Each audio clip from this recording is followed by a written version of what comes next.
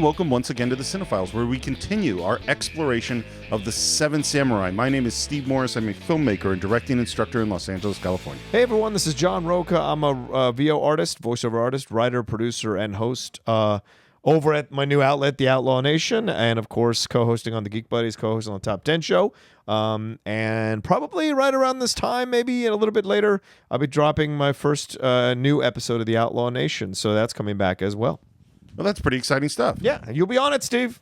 I'm looking forward to talking about whatever it is you want to talk about. Yeah. It's nice to have an outlet to talk about things that are not necessarily film stuff. Yeah. I mean, I think that's one of the side kind of benefits of this. Yeah. Unfortunate situation being let go is that I'm actually able to do even more now. Right. And we'll see what it yields, what results it yields, but it's kind of exciting and scary at the same time, which most great things start that way or fail that way. So whatever. It's the Outlaw Unleashed.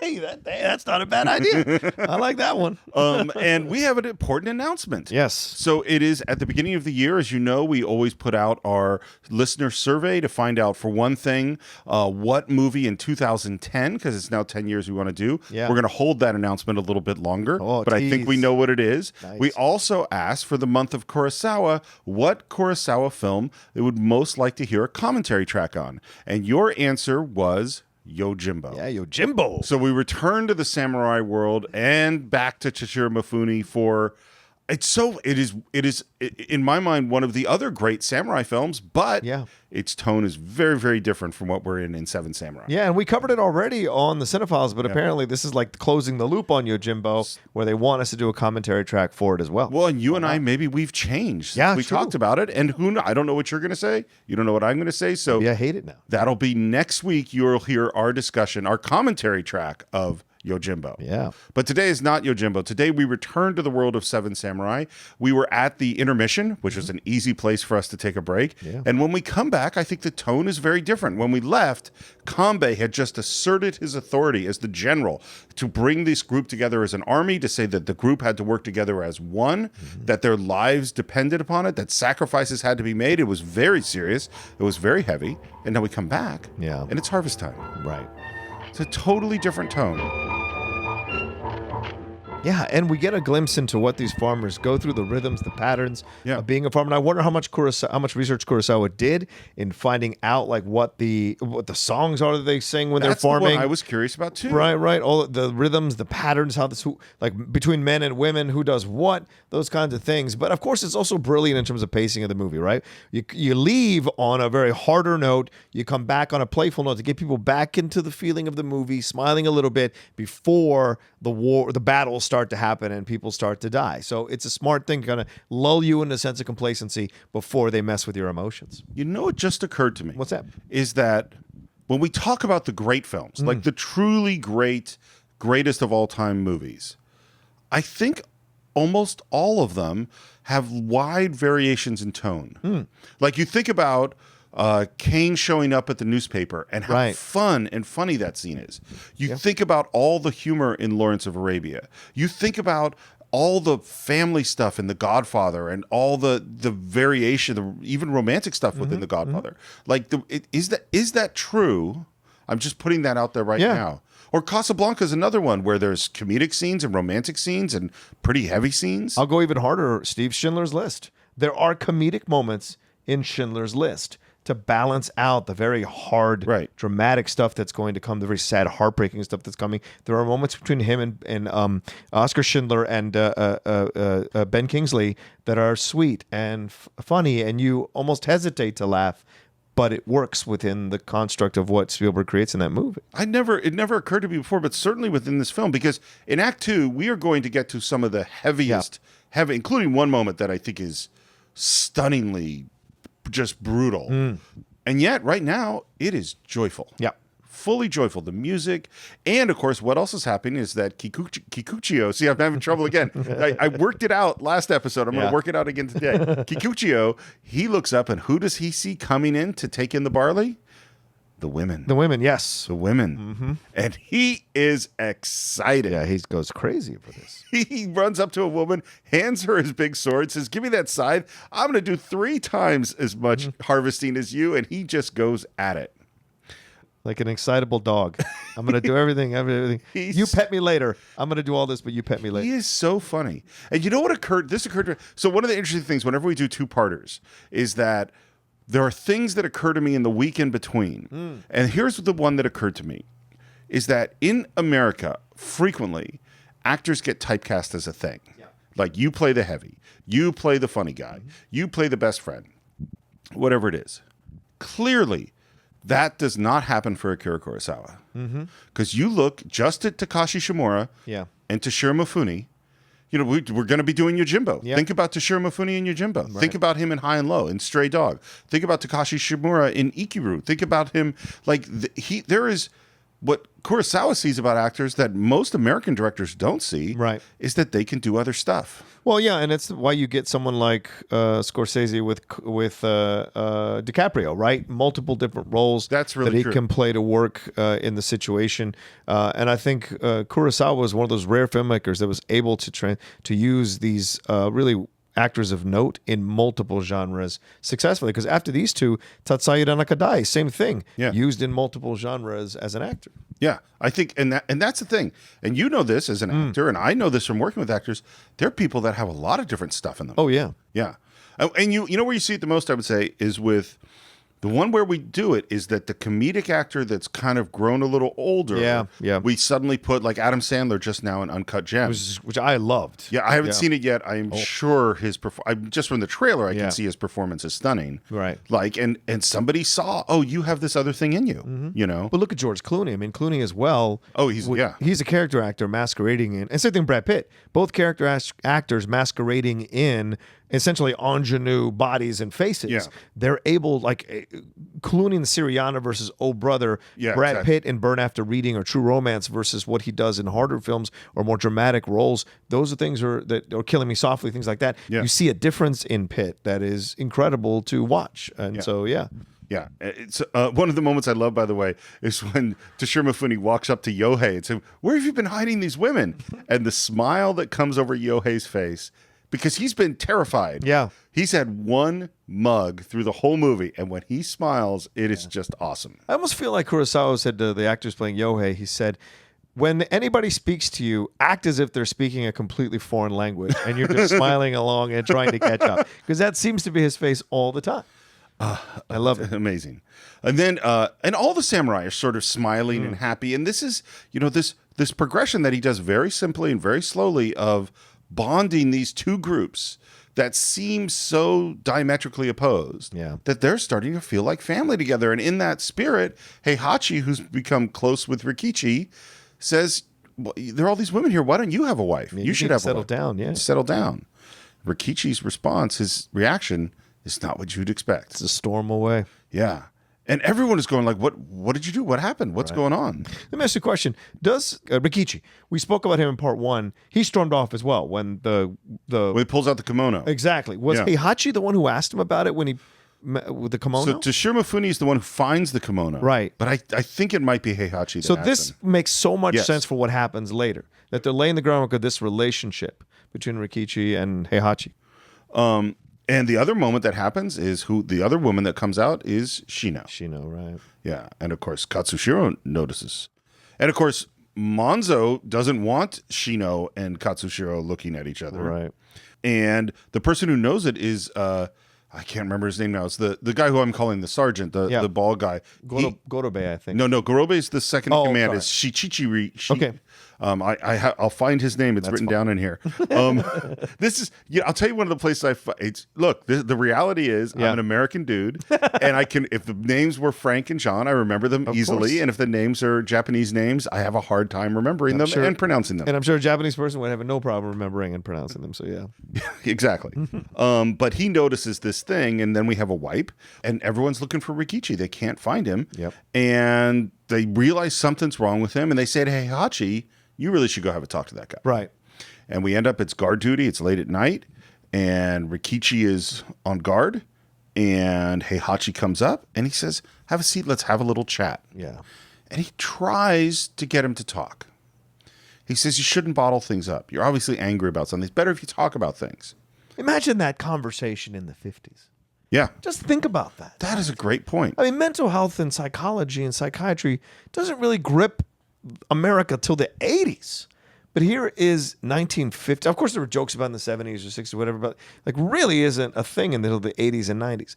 But you look at like the 1950s, this guy is saying to him, hey, you should really talk about your feelings. You shouldn't let it sit inside you. You should let it out a little bit. It's phenomenal. Well, it's funny that you say that because I wanted to talk about this too. So I would say that, so Freud's the 20s and 30s. Yeah. And so in the 50s, it was starting to happen. It's surprising that it's made it to Japan. To me, fair. But here's what. So I listen to all the commentary tracks. I watch all the docs I can see. I read whatever I can in the time that we have. Every single commentary track, documentary mentioned this and said this was anachronistic. That we were doing modern. No samurai people and peasants would talk about their feelings in this way. This didn't really make sense. And I'm watching it going, bullshit. Like there seems to be, and I've seen this a lot in kind of historical perspectives on stuff. Like one of there's people that talk about the fact that romantic love didn't exist until the 1700s. That until the romantic novels started to be written, that people, or maybe it's Shakespeare, that's the late 1500s, early 1600s, that we start talking about these things, and these were never really talked about in terms of that people didn't really feel those things, what marriages were arranged, and so on. I was like, and I'm always like, no, people felt stuff. Yeah. Like, yes, the society did, maybe they felt it on a smaller level, and we didn't talk about it the way we, today we talk about you have to find the perfect person, and there's some perfect person out there. And to some degree, I think that's bullshit. But like the idea that people didn't feel these things, the idea that people in 1583 Japan, or whatever year this is, 87, I think, didn't actually have emotions about their, terrible things that had happened to them, and that they didn't talk about them and they didn't feel better. I mean, confession within the Catholic Church is a tradition for thousands of years, like the idea that if you have a thing, you got to talk about it. That exists for a long time. Yeah. And how do we know that people didn't write about this stuff and were like rejected by the editors of the time, whoever was in, like, even going back to caveman paintings, maybe someone, the leader of the tribe, or that she was like, no, that's too emotional. Yeah, too emotional, too weak. The idea of emotion equal weakness, all of that kind of stuff. It could have been going for many, many years, many centuries of our existence, and that stuff wasn't allowed to be until the 1500s or whatever. So I agree with you, Steve, thoroughly. People felt this. They may not have expressed it in a public way, but people felt this. Well, and can we say beings. It would be extremely unlikely for a farmer to talk about his feelings with a samurai? Right. Yes, that would be extremely unlikely. Possibly, yes. But does that mean that never happened? Right. You know what I mean? Like that's where I always, the people often try to, like you'll hear someone say like, oh, a rich man would never do that, or a black man would never do that, or a mother would never say that. It's like, well, no, people are different.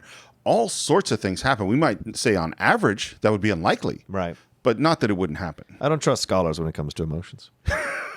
I just don't. That is a great line. I think that is a real truism you just uttered there. But the thing is, he doesn't get anywhere. Rikichi says nothing. It's later. The samurai are sleeping, and Kanbei gets up with Gorobe, and he's like, "Okay, let's go do our rounds." Yeah. And they look over at Katsushiro and like, should we wake him up? And he says Shino in his sleep as they're walking away. Yeah. And they go, let the boy dream. Yeah. He's a kid. And they head out. And Gorobe says, well, where should we go? And he says, well, obviously, we should go to the place where we're the most worried. Yeah. And that is Kikuchiyo's station. Right. And how's Kikuchiyo doing on guard duty? He is fast asleep. Fast asleep. With his samurai sword far away from him. Yep. In comparison to where it needs to be. Yep. And this is the thing. And I think, does he have the ability to be a great samurai? Yes. I think he does. Sure. Does he have the training? No. No. Or the temperament. No. Right. Well, and to some degree, temperament comes from training. Yes. I mean, like, yes, we are born with a certain temperament, but if you had the stern samurai making sure you kept awake, punishing you when you did, and putting you through these exercises, your temperament, I mean, you went through basic training. Yes. Did absolutely. your temperament shift? Yes, it does. It has to. It has to. In order to survive. You have no choice. Right. But he doesn't have that training, and so what does Kanbei do? take the samurai sword, they hide it, then they wake him up and have him flailing around. I love how he Totally reaches afraid. behind him Yeah. for that sword and can't find it. That's what you would do as a human being. Of course. You're like, I know where it is, so I'm going to back up slowly and then swing around. Wait, it's not there. Then he's going to, I mean, it's great physicality that Mifune has here, once again, like an animal without protection. And he grabs a log and he's ready to fight. And up comes Kanbei, who says, "You're lucky it was us. If we were bandits, you'd be headless now." And he tosses a sword and he walks away. And Kikuchiyo drops to his knees because he knows. This is the change in Kikuchiyo, right? He was defensive, he was abrasive, he was aggressive, he was combative.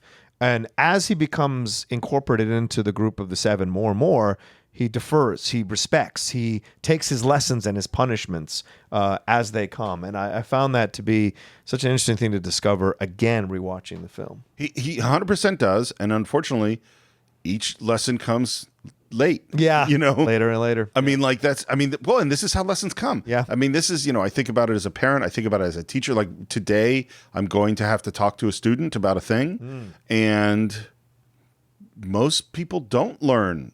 You have to take the knock to learn. That's for most of us. You're not ready to learn the lesson until you're ready to learn the lesson. Yeah. Well, and the thing is until you really see the consequences, Yeah, exactly. You probably aren't going to learn it. Yeah. But he's learned this. I don't think he's ever going to fall asleep on guard duty again. either. I think he's learned this lesson. Yeah. We're out plowing the fields. There's a horse. Kikuchi notices the horse. It's Yohei's horse. I think Yohei, for as scared as he is clearly an important dude in the village. Yes, he is. Yeah.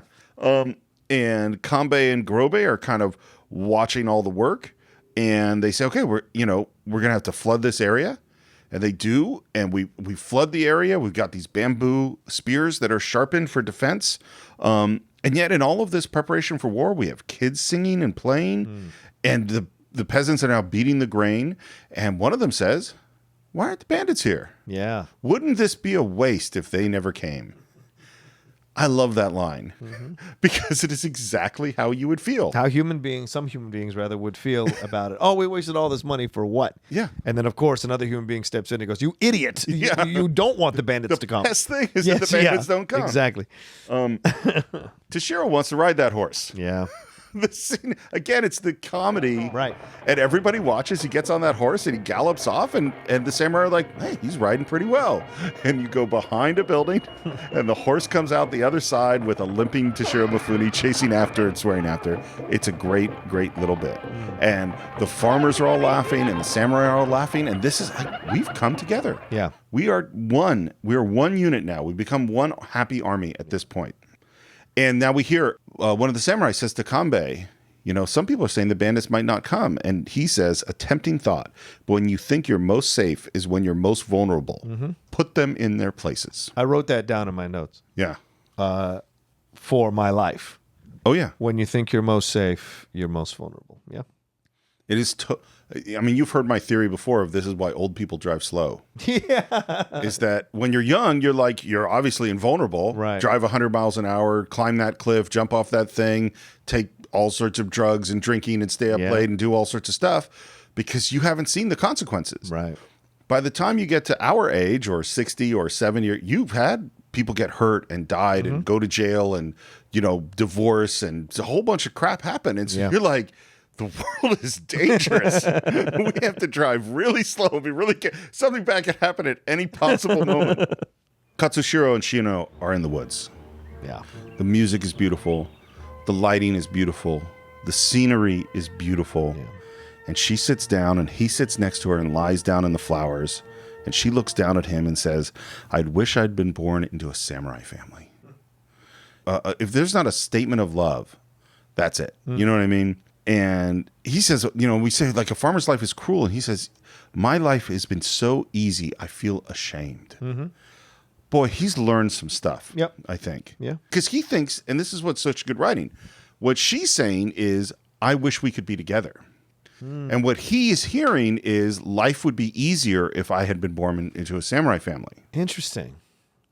I don't know if I 100% agree. I think she's saying, "I wish I'd be born a samurai," because she wouldn't be a farmer, wouldn't have to live this life, wouldn't have to be a slave to the system that she's currently in. No, so but that's interesting. But her next line is, "That's not what I meant. It's because you're a samurai. Yeah. I'm a farmer." Right. She's saying it's because we can't be together. Okay.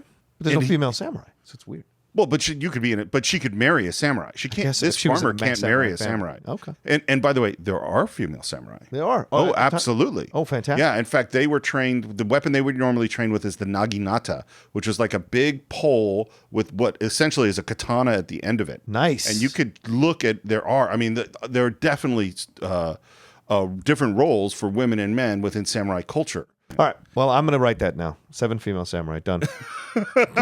Done. So you heard it here first. Copyright 2020, the Cine-Files. John Roca. Sorry, I don't need to take credit. No, it's please. Yeah. And then this next moment happens is she throws herself down onto the ground and she's breathing heavily and she looks up at him and she starts crying. She's ashamed. And then he doesn't do anything. Right. He doesn't know what to do. Right. He doesn't know what's happening at this moment. Welcome to female emotions, And guy. then she starts laughing. And then she covers her face and she says, "Coward, act like a samurai." Yeah, and this is a whole weird moment because this is all of This is a weird moment, but I find it fascinating. Yes, absolutely, because she is essentially surrendering herself to him, but she's surrendering herself in a way that she isn't sure why she's doing it. She's just frustrated about her condition and her situation. So the laughing is almost maniacal because she has no way out and it's frustrating her. And it must be a rite of passage for a lot of young people in a farming village who get a taste of what the outside world can be and can't do that, you know? Well, here's what I think. So her mom is, we assume, dead or gone somewhere. She's raised by Monzo, who is not the most touchy-feely of dudes. No.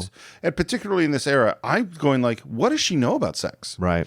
I think the only thing she knows about sex is that the bandits and the samurai want to rape you. Yes. That's what Monzo has told her over and over and again. And now she's fallen in love with this man, and he is a samurai. And she doesn't know anything about how anything is supposed to work. Right. And so she lies down and says, "Coward, act like a samurai." I think she is asking, she wants to make love to him, but she doesn't have that language. She doesn't have those words. She doesn't have anything else. All she knows is that this guy is supposed to take her by force. And so she is afraid and excited and in love and emotional. Right. And he is looking at this going like, what do I do? Yeah, and they're both young people, right? He has no concept about how to handle this. And obviously she's going through a range of emotions that she has no idea how to control either. So, yeah. And then just in this moment where maybe something is about to happen, what I find interesting, first we hear the horse. Yeah. They don't hear it. And what is so great about that is if you heard it right away, if they heard it right away, you deny the audience the oh shit. If we hear it and they don't, we have a moment 5 seconds long of, oh shit, Right. the bandits are here before they do. Right. But then they, of course, hear it and they run up, and it's beautiful. Again, saying the shots is beautiful is totally redundant at this point. But them running up through the woods, through the brambles, and there's like a long shot, and the camera tilts down, and there's the horses in the foreground, and they're in the background, and they see it, and they run away. And we wipe to Shichiroji. There's the guy's name who I couldn't remember. Shichiroji enters and bows with Kanbei and says, you know, 3 suspicious characters are spotted in the woods. I love this whole sequence. Yeah. Kanbei goes, well, do the villagers know? And he goes, not yet. And he says, good, we can't, we don't want to sound the alarm. We want to stay quiet. And in walks Katsushiro. Oh, runs Katsushiro freaked out. Yeah. And he says the same thing. And then in runs Kyozo, and he says, so they're here. And Kanbei's like, well, how do you know? And he says, well, how could I not? This one here was in such a panic. Yeah. And then the next moment, as we're figuring that out, in watch Heihachi and Rikichi, because now clearly everyone knows. Yeah, everyone knows. They run outside, and the villagers are all running around. Everyone's sort of in a panic. And Kanbei's like, look, they're probably scouts, and we can't let them report back. Right. And they rush out to where they are. And Toshiro has now also heard that these guys are coming, and he is excited. Yeah. Grabs his big sword, says, where are they? And Kanbei and our samurai are quietly moved into this house. I think this is on the west, and they're observing the scouts who are on the outside of the fence. And we're like, okay, we're going to quietly take them out. They don't know we're here yet. We have to not let them know that samurai are here. Right. And who walks in loudly? Kikuchiyo. Yeah. Where is everyone? Like, you idiot. Yeah. and we go, too late, they've seen us. The bandits all run away. And Kanbei says if they report back that samurai are here, we're finished. And Kyozo, without missing a beat, says, "I'll kill them. Yeah. The mountains are my territory." And he's gone. There's never a moment with him of Right. decisiveness. Right. You know? And Kikuchiyo's kind of going, sorry. And Kanbei says, "We'll make up for it by getting one." Yeah. And then Katsushiro wants to go. He goes, "Oh, you can go, but only to observe." Right. And off they go. And they get to where the horses are. And Kyozo tells Katsushiro to hide, which he does behind a tree. And Kyozo asks Kikuchiyo what he's going to do. And Kikuchiyo goes, "Who, me?" Climbs up a tree. And what does Kyozo do? Just sit quietly by that tree. Almost asleep. Yep. Patiently. There's a moment in Silence of the Lambs where the nasty psychiatrist is talking about Hannibal Lecter killing someone, and he's describing the horrific things that he's doing. He was on a heart monitor, and his heart rate never went above 80 or something like that. Yeah.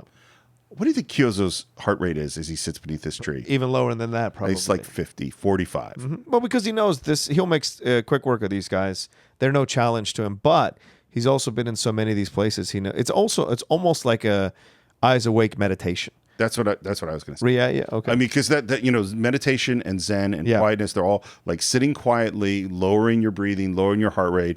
I think he goes immediately into that state. Yeah. Of just peace, quiet, completely awake and completely not expending energy whatsoever. Yeah. And Kikuchiyo, on the other hand, is up a tree, looking around. Yeah. And we have the shot, and again, so we have a shot behind Katsushiro as he was observing some of this. What's so brilliant about this shot is it has a very limited range of view. It's not a wide angle shot. We can't see very much, and that makes us more scared. Yeah, but I also think what's brilliant here, Steve, is the framing is also conveying the emotion, the down emotion of what's the character's name again? Kyozo. Of Kyozo versus Toshiro Mifune being up in that tree, right? His emotions are high, homie's emotions are low and chill. So it's almost like conveying what's actually happening within both of them internally. And Katsushiro looking between the two. Yes. Yeah. Because that's the two ways to go. Yeah. Yeah. And on a lot of levels, I think he loves both these guys. Yes, for different reasons. Like he admires Kyozo, like, that is the ideal. Yes, but Katsushiro is brave and aggressive and outgoing and extroverted and, free in all these ways that Katsushiro and his very probably controlled upbringing is not. Yeah. And the bandits come up and Kyozo, he's up, kills one on the draw instantly, chases the other guy to a tree, kills him, super fast. Yeah. And then Kikuchiyo drops down on that other guy and just starts beating the crap Just starts out of him. pummeling him, yeah. Wipe 2, we're in the village, that bandit is hogtied, and the farmers are going nuts. Yeah. Because he is the representative of probably years of destruction and violence and rape and the starvation on their part because they're losing their food, and this guy is it, and they want to rip him to pieces. Yeah. And Like a mob. It's a mob. Oh, 100%. Yeah. And Kanbei says, no, this guy has surrendered to us. He's given us information. We cannot kill him. And all the samurai are holding these people back. Rikichi is like, good to go. Yeah. Like he wants to kill him. And then in all this chaos, this is what Kurosawa does so beautifully over and over again. All the chaos and all the loudness and all the stuff, suddenly silence. Yeah. And there is the old woman, the grandmother, whose son was killed. And she's carrying like a farm implement, and she's walking forward. That's insane. It's such a beautiful image. She's almost, and when we see that scene with her and the rice and her talking about her pain in the first section of the movie, it's almost like Kurosawa is showing you what he's going to do later in Throne of Blood with the witches. She's almost witch-like in that way. And so when she shows up, walking with the hair, and she's old, and that prong that has more, more prong, that whatever the farming tool is, has more prongs on it that she has teeth in her mouth. She's coming to have her, and it's heartbreaking. It is heartbreaking.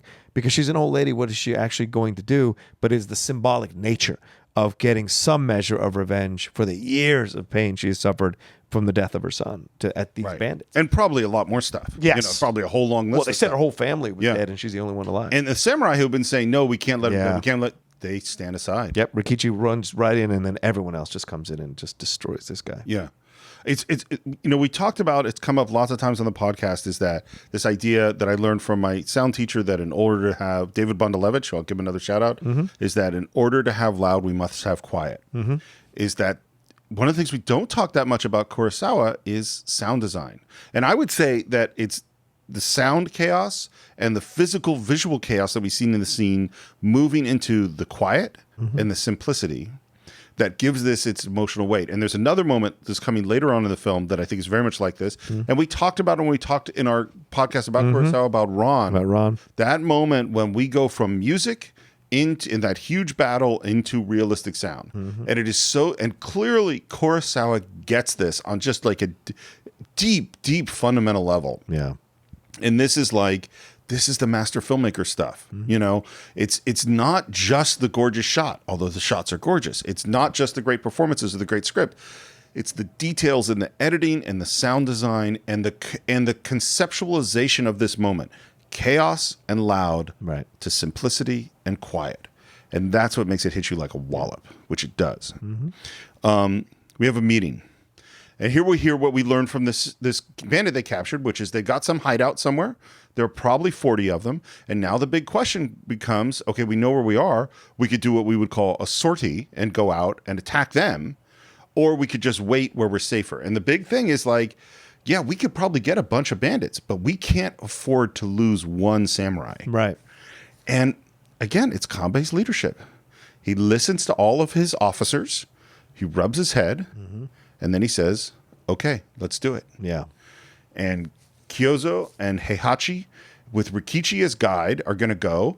And then Kikuchiyo wants to go too. And they go, okay, well, you could use Yohei's horse. Because we captured some horses from the other samurai. Right. Because he's obviously the only person who could master that steed. And now we get, as they ride off, another great piece of comedy, which is we see the three horses go by fast. And then we see Toshiro Mifune on that nag trying to keep up. The nag stops. He can't get him to go. He jumps off. He's swearing at it. He slaps it on the rump. The horse takes off. And then I love this so much. It makes me laugh so much. Toshiro Mifune running after saying, I'm sorry, I apologize. I apologize. Yet another lesson for him to learn. Exactly. That's great. The camera tilts down from them riding down to this waterfall, and we see them sneaking up, and now we've reached the bandits' hideout. I love this set piece, by the way. Amazing. Right? It's great set design. It's weird. It's so different from what we've seen in the movie up until this point. There is no vegetation other than these dead trees roaming that are right there in the water, and it's just this thing in the middle of the this valley and this rock and stone thing, and this building built into the mountain. Yeah, exactly. Which, and by the way, we should say, which we didn't say in the last episode, all of this is built. Yes. This is not found sets, and this is all built completely. Kurosawa really believed that great sets and detail makes the performances better. Yeah. And so it's not, they didn't just build one side of a building or build an exterior. Everything is built 100% realistically with those techniques, and the buildings are complete. And this was too, the only thing, they built some of the mountaintop, I believe, out of tin above it to like kind of make that shape. Yeah. And they build this underneath, and it's obviously very, very early in the morning. And we sneak up and kind of look through the wooden slats in the building, and we see body parts. Yeah. And I don't mean to say like disconnect. I mean, we see legs and people asleep. We see... Well, yeah, in various stages of undress. And some of them are women. Yes.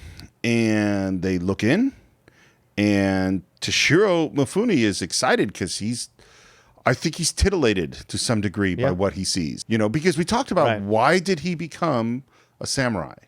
And I think part of it is women. I mean, clearly his desire to find girls. I mean, not that for a young man to be interested in women is not an unusual thing, but like here he looks into this thing, he sees all this stuff, and he's the guy who comes up with the idea. Let's light it on fire, and kill them when they come out. And the samurai, the other two seasoned samurai, agree, and it's a really interesting moment for Kikuchiyo to be able to suggest something, and the other seasoned samurai go along with it. Yeah, and then what happens next is so... I think this movie goes next level in this scene. Yeah.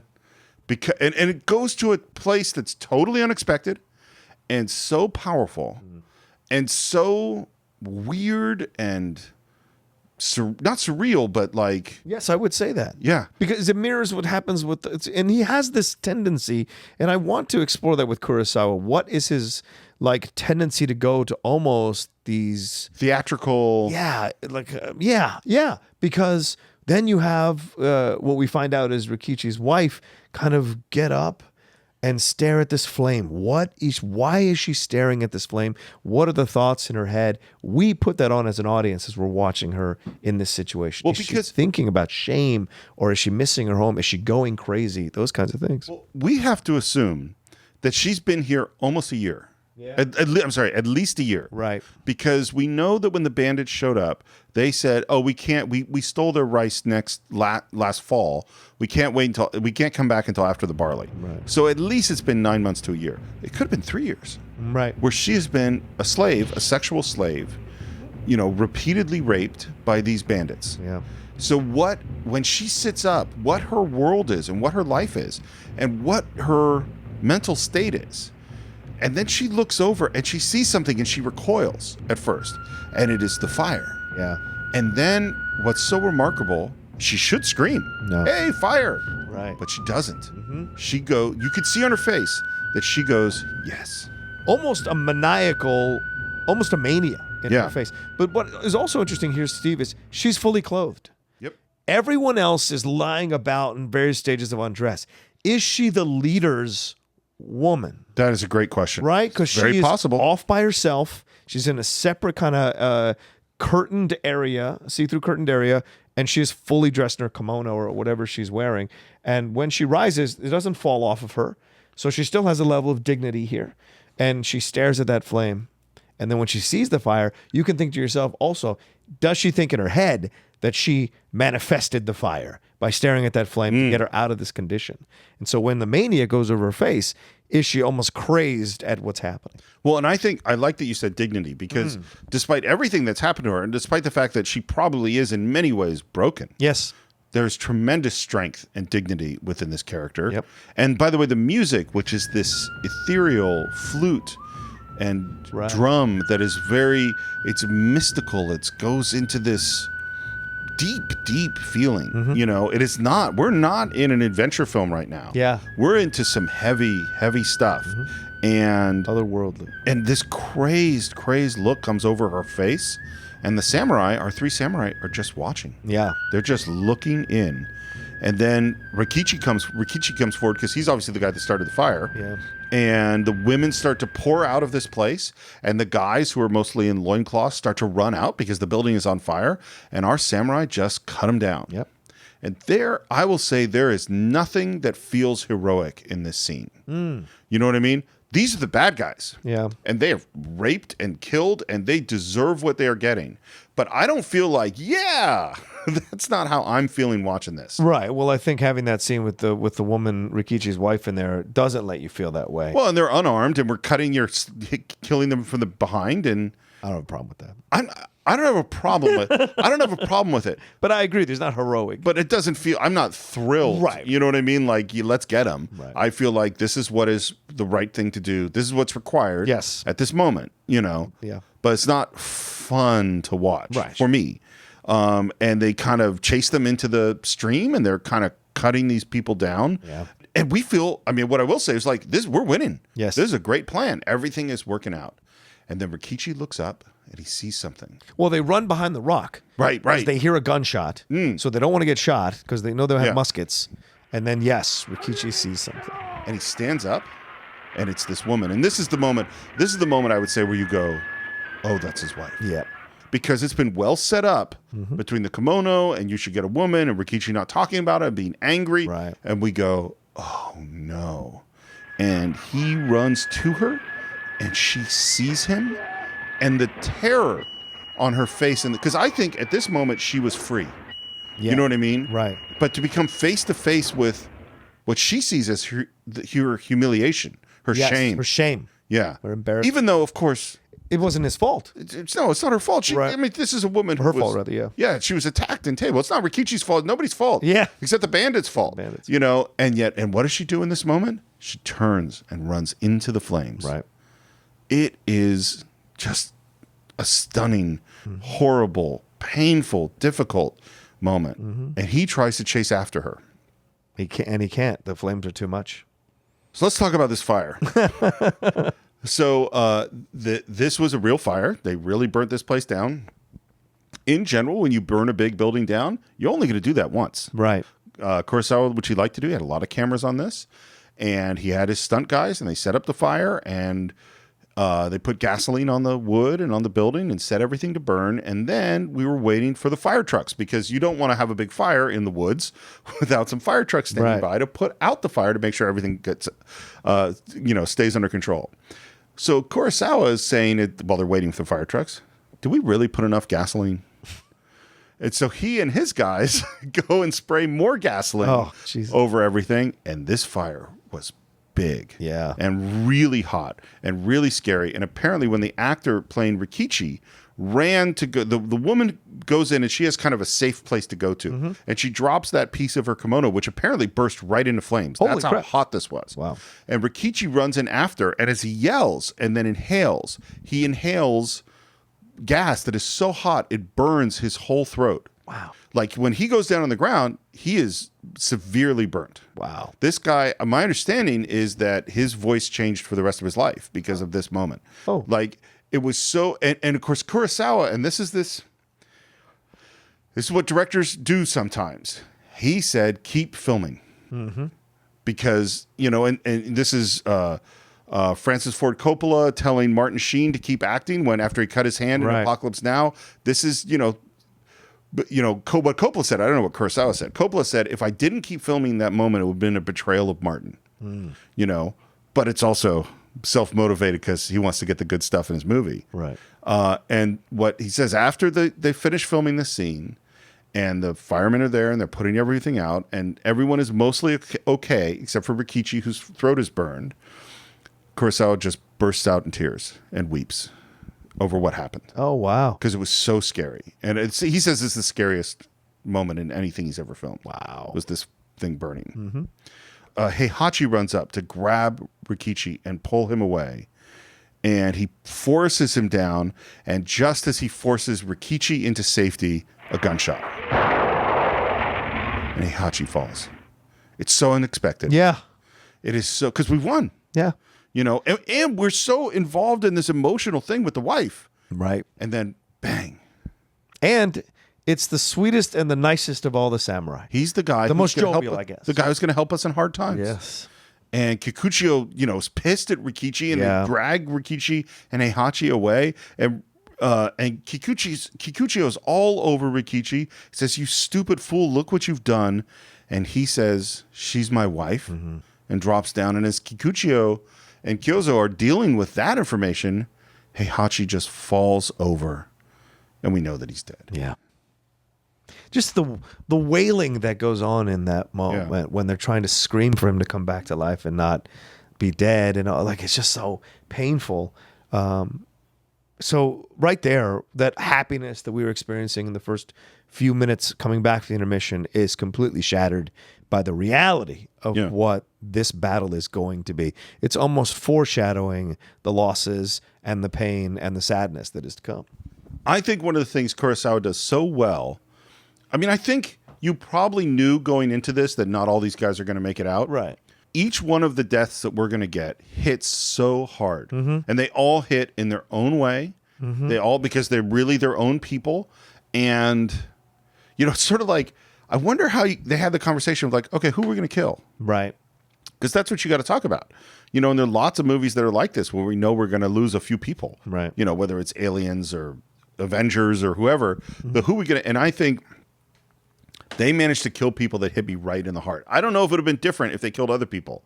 But this one is rough. I don't feel the deaths in Magnificent Seven as well as powerfully as I feel them here. Nope. No, not at all. But the James Coburn death, certainly the Charles Bronson. Charles Bronson's the one that really hits. Exactly. That's the one that most mirrors the death, any of the deaths you see in Seven Samurai, emotionally. Yeah. But the Robert Vaughn death doesn't mess with me. It's a cool death for a badass, guy who was scared to draw his gun. Right. And then he draws his gun and kills all the guys. And we go, oh, he's won. And then he dies.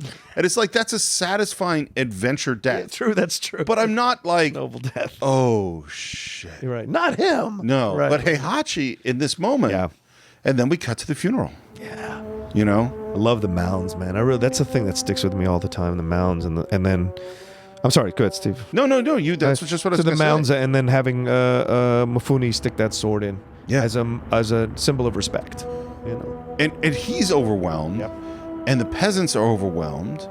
And the framing of the shot, this is such an unusual shot. And this is one where the 4:3 aspect ratio, the verticality of it, going up that hill with the farmers on the right all kneeling, and Kikuchiyo kneeling with the sword, and the samurai standing in the upper left-hand corner. Like, the framing of this is just... Yeah. It's so stunning to look up at this image. Yeah. And that's then Kanbei says what I just said. You said he'd be a treasure in hard times. The hard times have only just begun. Right. And Kikuchiyo starts to get mad.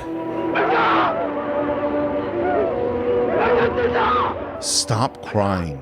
Stop crying, you fools. And he yells at all of them and then runs off screen, and he runs through the village, and he goes into their hut, and finds that banner, and the wind is blowing, of course, and the dust is swirling, and he climbs up that thatch roof of the hut and plants that flag into the top of the hut. And and we're hearing that samurai music as sort of a dirge, as solemn, as slow. And then Kanbei looks over and sees Kikuchiyo standing on the hut with the banner, and everyone looks up, and that music changes, and suddenly it's taken over by that trumpet. And suddenly it's gone from a dirge to a battle cry. Yeah. And we hear it, and we hear that theme as we never hear it anywhere else in the film, and it ends on that high note, and it is so fucking powerful.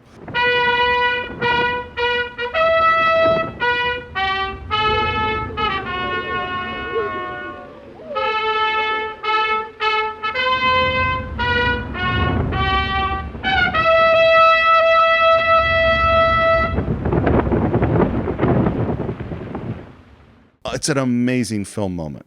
And it's so, once again, the pacing and the emotional journey Kurosawa takes us on is so brilliant in this movie. We are happy, then we are incredibly devastated, and because we're devastated, because we loved this samurai, because he chose this samurai, the most jovial of them all, the sweetest smile of them all, because he chose that one to kill, the battle cry works. We are now inspired to see these bandits die. Yeah, You know, and not just brilliant. out of... And they've all come together. Because at the beginning, it's like, well, the samurai here out of some sense of duty, and this is the right thing. And the farmers out of some sense of preservation. Yeah, right. And then we come together as a group, and we actually kind of like each other. Yeah. But then it's through tragedy. Well, and then even before that, Kanbei forces them, you have to work together or I'll kill you. Right. That's the intermission. Then we come together kind of joyfully and as friends and as people who care about each other. But that is what not what unifies them for battle. This is. Yeah. And I think it's when Kikuchiyo finally becomes a full member of the Seven Samurai, because even Kanbei's look at him is one of pride. Absolutely, and acceptance. 100%. Because nobody could do this other than Kikuchiyo. Right. Kanbei wouldn't think of doing it. No. As thoughtful as he is and brilliant as he is. Well, there's a loss of nobility in him having to do it. Right. Whereas Kikuchiyo makes sense to do it. Yeah. And what's the next moment? The bandits are coming. Yep. And Kikuchiyo is thrilled. He is excited. He's never afraid. No. It's incredible through the whole movie. He's never afraid. And usually characters like this, Steve, are played to be fools that rush in where angels fear to tread and get wiped out. He certainly rushes in where angels fear to tread. Right, but he always finds his way out until his ending. And and that's the thing. There are all sorts of negative things we could say about his character, but cowardice is not one of them. Yeah. Not at all. And the samurai get everybody into their post, and we get the first attack. Yeah. And I think, and I didn't go back and confirm it, I think the order that the bandits attack is the same order that Kanbei mapped out as west, south, east, and north. On purpose. North being the Yeah, last. I think it's the same because we definitely start with west, which is the fence that Shichiroji built. And as the bandits are coming in and sort of testing the fence, we report to Katsushiro their numbers and that they have 3 muskets. And the bandits get up and they ride away. And Katsushiro runs to Kanbei and he gives his report. There are 13 of them. There are 3 muskets. And Kanbei says, okay, good. Take Gorobe to the east. Gorobe has a bow and arrow. And they head out to the area that was flooded. And a bandit goes out to test the depth of the water, and Kurobe smiles because this is the plan. The plan is exactly right, and he draws that arrow and kills that guy who's testing the water, and the bandits retreat. Now we're down to 12. Yeah. Katsushiro tells Kanbei that. He says they're 12, and he says, oh, I thought it was 13. He's like, got one with an arrow, and Kanbei laughs. Good old Kurobe. And he crosses off circles on this map, on this banner, and says, make sure the bridge is out and watch for muskets. And he runs off. And Kurobe approaches and he says, take men to the north. That's where the real attack will be. Yeah. Which has always been the plan. And Kurobe says, well, if you knew that, then if you knew that was where they would attack, why not build a fence there? And Kanbei's response is, every good castle needs a breach. Let the enemy in and destroy them where you choose. You can't win a war by defense. That's a great line. Yeah. And here's the thing I love about this. There are tremendous acts of courage in this film. There are tremendous acts of personal skill with Kyozo and with Kurobe and Kanbei. There's definitely acts of that. Yeah. This battle is won by intelligence and strategy. Yes. Without Kanbei's plan, none of that other stuff matters. Oh, yeah. You know? Oh, yeah. And if you look, I would say most action films today, most adventure films today, the emphasis is always on the moments of personal skill and courage. And those are great moments, but much less so on what this is about, which is the plan. Yeah. And executing the plan as a unit. It's one of the things I love about this film. Yeah. We're with Kikuchiyo. He walks out. They're taking apart the bridge. Katsushiro comes up to give him the report. He's like, I know. He's like, well, remember about the muskets. I know that too. Yeah. And then we hear a baby crying, and up come this husband and wife, and they're looking for the old man because he's still out in the mill. Yeah. And we're out on the bridge that we're going to take down that was going to isolate all these other houses, including the mill. And Kikuchiyo lets them go ahead. Kanbei would not have let them go. Right. And this is one of the mistakes. And Kurobe and Kyozo head to the north, and we talk about how many troops are left. And they look at the farmers, and the farmers are scared. Yeah. And then they hear Shichiroji, who's leading cheers.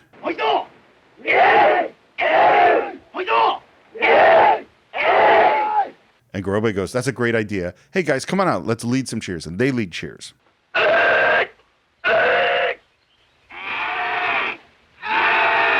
And then back with Kikuchiyo, who's still destroying the bridge. He goes, well, they can't do cheers better than us. We got to lead cheers. I am sure when you were in basic, you chanted stuff, you yelled stuff. Yeah, you want to be the most, and they do that. They make you chant louder. They make you chant harder, more aggressively, blah, blah, blah, to show how devoted or dedicated you are to showing how ready you are for battle. And there are studies that if you, the fake it till you make it works. If you start yelling, the adrenaline starts to drop and you start to not be as afraid. Like yelling together, sitting quietly by yourself being scared, or yelling together as a group are different. Yeah. And so this is definitely correct. And then the horses are coming towards Kikuchiyo. So he goes and he gets down in safety and he gets good cover to protect himself because that's a reasonable thing to do, right? Right. No. He stands up, goes right up, strides, swaggers out onto the most vulnerable spot and stands there. Does he actually like kind of turn and slap his ass? I feel like he does. He does. Yeah, he's very reminiscent of Braveheart. Yeah. And then a gunshot. Right. And then another gunshot, and he jumps behind cover. And they look out, and those houses are burning. Yeah. And the mill is burning. This whole set, the farm village was built on 5 separate locations. Wow. All edited together seamlessly. I mean, this is a huge, huge production, and all built to the most perfect detail. Mm-hmm. Yohei tries to run away. Kikuchiyo brings him back. And then all the villagers are upset because they look out and the mill is burning. Yeah. And Kanbei is there, and he doesn't know what to say. And a farmer runs up and says, get back to your post. Don't worry about it. It's nothing. And that's the farmer who had wanted to desert to protect his house. Yeah. Again, even the little stories, we're going to get a beginning, middle, and an end. Yeah. But the mill is burning. And Kikuchiyo goes, well, what happened to that man and his wife and the old man and the baby? Did they come back? No. And Kanbei says, stay at your post. And Kikuchiyo runs away. Yeah. runs off to the mill. Again, these are the lessons he's going to have to learn. Yeah. And he runs out there, and we hear a baby screaming. Yeah. And Kanbei has followed behind, and we see the mother, come out, cradling her baby. She holds the baby out to Kikuchiyo, and then she falls into the stream. Right. This moment is shattering. Absolutely. Because they're both marveled at the fact that she was able to survive the spearing, which we find out She was speared. in the exchange. Kanbei picks her up, puts her over his shoulders, but Kikuchiyo absolutely shatters here because finally, what we had been building to throughout the entire movie is the mystery of Kikuchiyo. 1 foot in, 1 foot out. We assumed his family had been killed by these bandits. He was a farmer, blah, blah, blah, who wanted to be a samurai, wanted to be a bandit, maybe something, finding some kind of purpose in the world, some kind of meaning in the world to try to take revenge. When he holds that baby, all of it disappears. And it's very reminiscent to the moment in Ratatouille when the critic eats the food for the first time. He goes all the way back to being 10 years old. When he holds that baby, I started crying. The only time I got emotional watching the movie this time around was when he held the baby and he just broke down. And he said, "This baby is me. This is me." And there is so much weight in holding that child for him. It's incredible. It's incredible to see him reduced to that moment. And it's authentic. It's not played for laughs or jokes or of too much emotion. It's played for real honesty in that moment. I think it's maybe his... Well, no, I'm going to change what I'm going to say. It is his most honest moment throughout the film. Agreed. And so much of everything else with him is all about him wanting people to think certain things about him. Is that he's putting forth a front. Yeah. And the reason I pulled back a little bit, I was like, well, is it honest when he says stop crying or when he runs up to the top of the hut with the banner? It is, but even stop crying is he's crying. Right. He's talking to himself. So there's still like this complexity within it. And most of the time he's going, no, I'm a samurai. No, I'm brave. No, I'm smart. No, I'm qualified. No, I'm all these things. Right. And a lot of them are not true. And in this moment, this baby is me. That is the real truth. Yep. That is so, and you see it on Kanbei's face, and you see as he's holding that kid and said, "This is what happened to me." Yeah. And the thing that I don't think we know, was his family killed by bandits or samurai? I don't know. Right? I don't know. I'd feel you could say it was bandits, which is why he wanted to become a samurai, not a bandit. But I don't know. But he also knows all the horrible things samurai do. He does. So he's witnessed that as well. Yeah, I don't think we... And one of the things about this film is, like, we can say the bandits are bad people. Right. But we can also say there are a lot of samurai that are just as bad. Yes. And Kikuchiyo, more than anybody, knows that. Right. The moment's just stunning. And then, there, we kind of have this shot of the wagon wheel, of the water wheel. Yeah. And then we wipe, and it's later. Yeah, the wagon is burnt. Yeah. Yeah. And Yohei is at his post, and there's just another amazing shot of Kikuchiyo in the foreground. There's a fire behind him, and he's surrounded by all the farmers, all with their spears, and the spears almost form a circle. And it almost looks like the spokes of a wheel to me, with Kikuchiyo sort of at the hub. It's just, again, just beautiful. Yeah. And we're waiting. We're waiting for the bandits to come. And he thinks he hears something, and no, maybe he didn't. And then he gets up and he throws some fire out, and suddenly we see, it's almost like in Aliens, where suddenly you see the aliens are coming in. That's kind of how it looks, of them coming up through the fence. And Kikuchiyo grabs the sword. They kind of fight the bandits away and scare them away. I don't think we kill any of them until we see Yohei. Right. And he has a look of total frozen terror on his face. The camera is with Kikuchiyo as he walks to the end of Yohei's spear. And we see at the other end of his spear, Yohei killed a dude. Yep. That's awesome. Killed a bandit. And again, we go right from a hugely emotional scene to a really funny moment with Yohei. Now the bandits are attacking the fence and climbing over, and the farmers are lying and waiting and attack. And this is Shichiroji's post, and they kill the bandits as they try to escape. And it's a lot of farmers against just a few bandits. Yeah. And it is brutal. It is not romantic. This is what happens when you invade our village, and we will wipe you out. And Shichiroji is spearing one through the fence. And by the way, his form, which we see him use this form many, many times. We see it when they found the hidden armor and Shichiroji throws a spear out towards the farmers, and we see it now. This dude is trained. That is a very specific spear thrust that I recognize, and it looks powerful and scary. And he has done it. You could see in the way this guy's done it. He's done it 10,000 times. Yeah. And no one's wounded. We did it. And then they smell gunpowder. And everyone takes cover, and one peasant gets hit. Oh my God, it's Monzo. Monzo got hit. Are you okay? Are you okay, Monzo? It's like a flea bite. Yeah. You're fine. Bring me Shino. More bandits are getting killed in the water, and Rikichi is there killing and enjoying it. Yep. And Kanbei says, stop, you don't have to chase them all down. And that's far enough. We've won. Who are you? Because he doesn't even recognize it. Right. And we see Rikichi turn around, and he is crazed. Yeah. Yeah. And completely motivatably correctly so. Kanbei crosses off more circles, and now he says they've attacked from the east, west, and south and run away with their tail between their legs. This is the only approach left. We don't know when they'll come, but when they do, they'll mass their forces. And I love the look. They look down the pathway, which is lit by fires, by these big bonfires. Again, beautiful. And Kanbei is confident this is going to be the focus of the attack. Right. And he's going to prove it. And here comes Katsushiro with basically a samurai scarecrow, and he's running to bring it to Kanbei, and who steps in front of him but Shino? And there's a moment, and she steps towards him. It's a long lens shot, so it sort of compresses space, and then they circle around each other. He runs forward out of frame. She follows and runs up into a close-up. Yeah. Beautifully Constructed shot.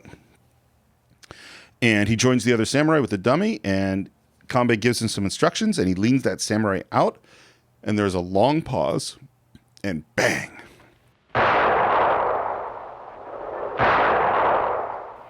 And then I love that the camera is on that samurai dummy, and it drops down to the earth, and then the camera tilts down and follows it, and then he drags it back to Kanbei, and the camera goes with the samurai and then back up to Kanbei. It's a great, great shot. And Kanbei's like, tomorrow morning they'll attack with everything they've got, and we'll let them in. And the farmers are like, what? And now we hear the plan. We let them in one at a time, or maybe two, and then we close up with a spear wall, and we can take them out one at a time. Yep. Easily. But there's one problem. The big problem is the muskets. Yeah. 3 muskets. There are 3 muskets. And Rikichi runs up and says, I'll get them. And Kyozo says, no, you are wanting to die. I'll go. And boom, he's gone. Yep. Into the fog. Yeah. Remember what Kanbei said to Kikuchiyo about leaving his post? And yeah. Apparently, if you're Kyozo, it's cool. You just you know he's going to be all right. Totally fine. Yeah. So he heads off, and Katsushiro wants to go. He's like, no, you're not going. It's the next morning. It's foggy. It's quiet. Katsushiro is anxious because Can't sleep because Kyozo's been gone for a long time. And he says, I hear footsteps. No, you don't. There's no footsteps. No, I hear footsteps. And Kanbei's like, no, you don't. You don't. Wait a minute. I hear footsteps. And then they look out in the fog, and there's a long pause, and he emerges from that fog almost like Omar Sharif appearing in the desert. Do you know what I mean? Like, yeah, that's great. And you just go like, there he is. It's great. And the look, point. And he just walks up to Kanbei, hands him a musket, and says, 2 more. And then walks off to go to sleep. And the look on Katsushiro's face, the wonder and the respect and it is pure admiration. Yeah. It's reverence. Total reverence. And Kyozo, what's he doing? He's leaning up against the thing. Just trying to sleep, man. Trying to go to sleep. And Katsushiro's staring at him with a look of total, as you say, reverence. And Kyozo opens his eyes like, what do you want? I'm trying to go state your business. State your business. He says, you are a magnificent person. Person. Yeah. Not even a samurai. Yeah. Person. And there's kind of a reaction from Kyozo, and he says, I've wanted to tell you for a long time. And then he walks away, still kind of looking back, almost like the look of love. And I love, this is a moment, it's like, how are you going to play it? Yeah. Just the little smile. Yep. And I love the smile because the smile is like, oh, he's not inhuman. Right. He actually, that did kind of tickle him a little bit. We hear galloping hooves, and instantly Kyozo's up and ready. And here they come, and we give the order, we're going to let one in. And they do exactly that. They let one horseman in, and they block the rest with spears. And again, you know what I thought about? Braveheart. Yep. Braveheart. Like, you can't charge those spears all pointing at you. Makes perfect sense. Right. Exactly. And you see how this strategy works. Suddenly, it's one bandit up against a shit ton of farmers with spears and a couple of samurai. Right. And they wipe him out. We go, okay, let's let another one in. And the bandits charge, and the samurai chase, and we hear a gunshot, but we're okay. And the bandit leader calls for another charge. They're like, okay, another one come. We're going to send you another one, and here they come, but 2 get in this time. Yeah. And Katsushiro charges and almost gets hit by the horse. These battle sequences are really crazy. I don't know how they got away with this stuff. Well, I'll tell you one of the things. So first of all, these are really dangerous. Yeah. Second of all, I feel they're shot in a totally modern way that feels like handheld and close shots, and it's not just kind of a setup perfect shot of the thing. It's very chaotic. The editing is great, but the other thing that's really helping is long lenses, because long lenses compress space. Right. So, like the classic thing is, if I'm in a fake punching you in the face, well, if I'm in a long lens behind me, I could be 3 feet away from you, and you won't be able to tell the difference. If I'm in a wide lens, then I have to be really close to you in order to make it work. There's a lot of long lens shots. Yeah. So shots where you see the horses going right by someone, they're actually, looks like they're inches apart. They actually could have been feet apart, and we wouldn't know the difference. Yeah. Outside, the farmers are chasing back the riders, and there's this one horse that is rearing and kicking at them. That again looks really, really scary. That's a scary thing. And that rider goes through, and the rider is sort of slouched, and we're going, oh wait, is the rider dead? Is the horse trying to kick the rider off? Is that what's happening? And then Kikuchiyo tries to attack, and the horse moves, and that guy falls off the horse. Mm-hmm. And I love Kikuchiyo's line, having trouble with your horsey? Now it's later, and we say, they're not going to fall for that trick again. And they look out in the quiet woods, and there's a wipe. And Kanbei says that little skirmish got them 4. And we add that Kyozo's 2, and we cross out 6 more people, and then we're down to 22. This is going great. Yeah. I think that's how you really feel at this moment. Like, wow, we haven't had any since Heihachi, there hasn't been a real cost to this. Kanbei's plan is working really well. This is going to go really well. And then Katsushiro is talking to Kikuchiyo, sort of reclining in a tree. And he's basically going, that Kyozo guy's, he's great. He's like the real deal. He didn't boast. He walked into a wood filled with bandits as if he was on a mushroom hunt. So I don't know if mushroom hunts were a big deal, but apparently, and I love to share Mifune's response. Fascinating. I'm not bored at all, I swear. Yeah. And Katsushiro is a little grumpy by this, and he walks away. And Kikuchiyo, who's been like trying to sleep this whole time, suddenly his eyes pop right open, and he sits up. Because he was really listening. Yep. Because what does he want? He wants that admiration. Yeah, he wants the adulation. Yeah. He wants someone to think of him the way that they think of Kyozo. Yep. And he goes over to Yohei and says, who's trying on some armor, and he says, you're in charge. And he leaves his post. And he heads up into the woods again. Yeah. And this sequence is so great. Mm-hmm. And even though I'm going like, Kikuchiyo, don't leave your post, like Kanbei is the boss, you got to talk to the general. The sequence is awesome. Yeah. He runs up the hills. He comes up through a bramble. We see him through branches, and we're kind of, the camera's like up at a tree, and we see him in the distance, and we see him walk across around, and then we see him get to the tree that we're in, and then he climbs up the tree, and the camera pans up with him so that he's just in the foreground, and now we're seeing the horses in the background. Right. It's a really, really cool shot. And what we see is a bunch of bandits running to their horses, and suddenly a gunshot, and one of them goes down. And the other guy manages to get on his horse, and he starts riding away. And then another gunshot, and he goes down. Yeah. And Kikuchiyo's going, what's going on? And up comes our head bandit, and he says, if anybody else tries to run, this is what they're going to get. And he pulls out a sword and starts chopping at one of the dead bandits. Mm-hmm. And we suddenly know, like, oh, not all is good with our bandits. Right. And they go away, and Kikuchiyo comes down and trades his bandana for this guy's kind of half helmet, which fits him perfectly. And the music is very different. And then he runs down the hill, and we get another shot. There are a lot of buns in this movie. Yes, there are. I remember the first time I saw it, and I found that it was weird, because it's just not something we see in American film or American world. And it's just I think it's great because you just kind of like, at a certain point, you just go, yeah, whatever. Everyone's got buns. And then we see one of the musket bandits. and he's sort of obviously on as a lookout or a sentry.